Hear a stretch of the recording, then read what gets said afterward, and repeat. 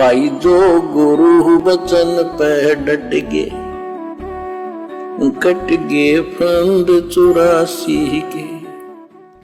कुरान ज्ञान दाता के मांस आहार के विषय में निर्देश। कुरान ज्ञान दाता यानी कुरान का ज्ञान देने वाला। अब कुरान का ज्ञान दिया डुप्लीकेट अल्लाह ने, डुप्लीकेट खुदा ने, इस शैतान ने हजरत मोहम्मद जी को।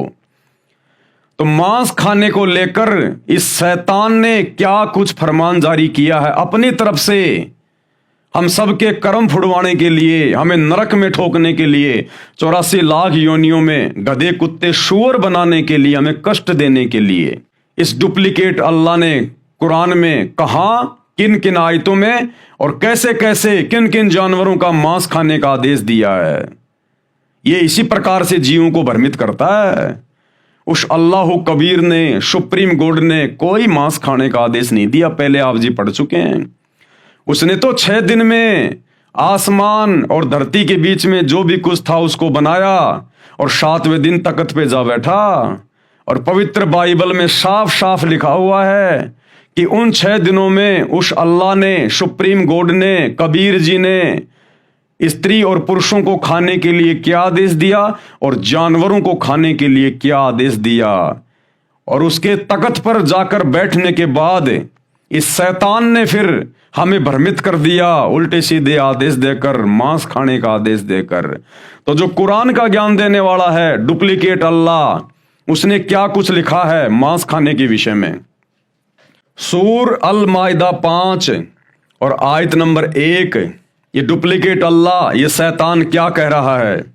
ऐ लोगो जो ईमान लाए हो यानी मुसलमान बने हो, प्रतिबंधों का पूर्ण रूप से पालन करो यानी मेरी बनाई मर्यादा का पालन करो।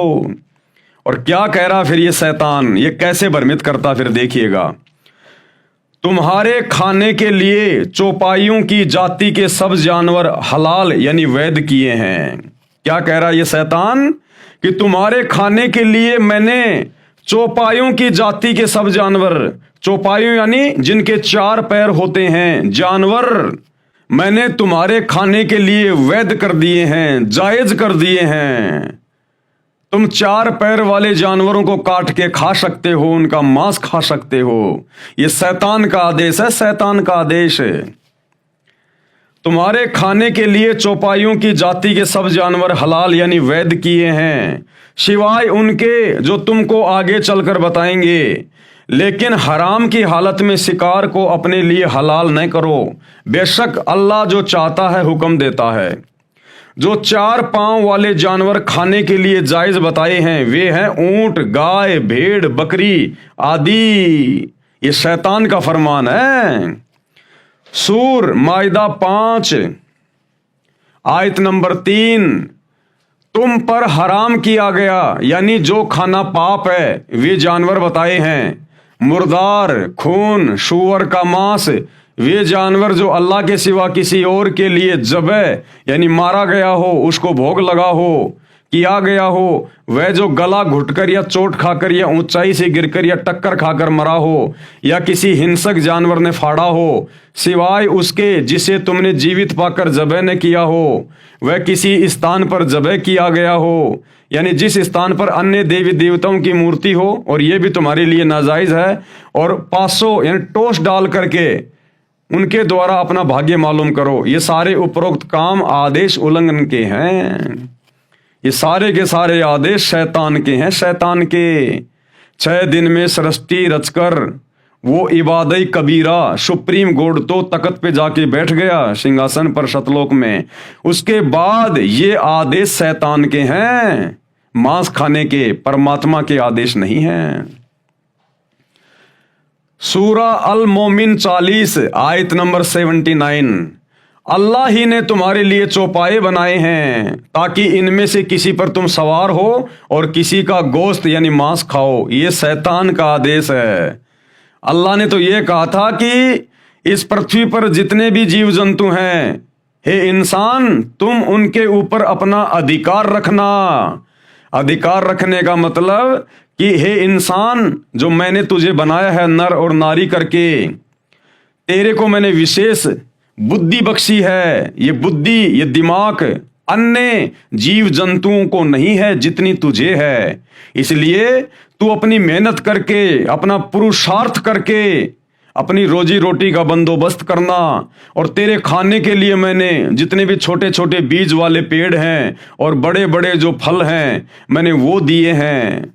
और तू इन जानवरों पे अधिकार रखना। अधिकार रखने का मतलब है जैसे हम अपने घरों पर गाय रखते हैं, भैंस रखते हैं, तो हमने उनके ऊपर अपना अधिकार किया। हमने उनको समय पे खाना खिलाया, चारा खिलाया, पानी पिलाया, तो वो गाय फिर हमें दूध देती है। दूध से तरह तरह की मिठाइयाँ बनती है, पौष्टिक भोजन बनता है। उस गाय भैंस का गोबर हमारे खेतों में खाद के रूप में काम आता है। वो गाय भैंस हमारे को वो बच्चा देती है, फिर वो खेतों में हल जोतने के काम में आता है। और मरने के बाद उसकी चमड़ी काम आती है पैर के जूते बनाने के लिए। परमेश्वर ने ये नहीं कहा कि तुम जानवरों को खाना काटना, ये नहीं कहा, केवल अधिकार के लिए कहा है।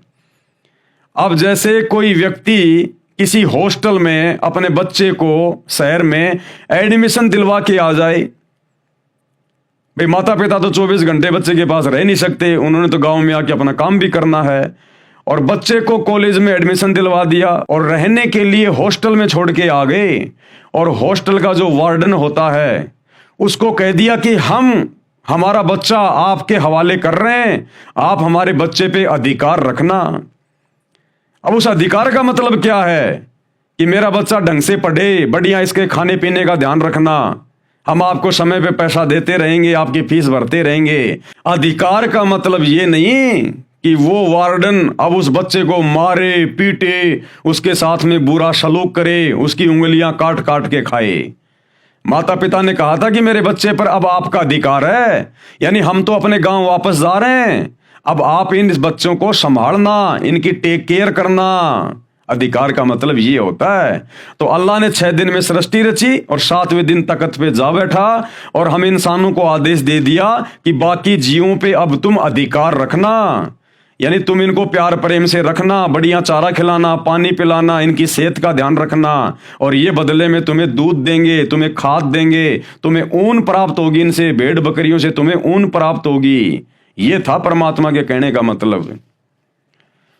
अल्लाह ही ने तुम्हारे लिए चौपाए बनाए हैं ताकि इनमें से किसी पर तुम सवार हो और किसी का गोश्त यानी मांस खाओ। लेकिन ये डुप्लीकेट अल्लाह, उस शैतान ने जीव को भ्रमित करने के लिए, उसके कर्म फुड़वाने के लिए ये उल्टे आदेश कुरान में दिए। गुरु बचन पे डट गे, कट गे फंद 84 के, कट गे फंद 84 के, कट गे फंद 84 के।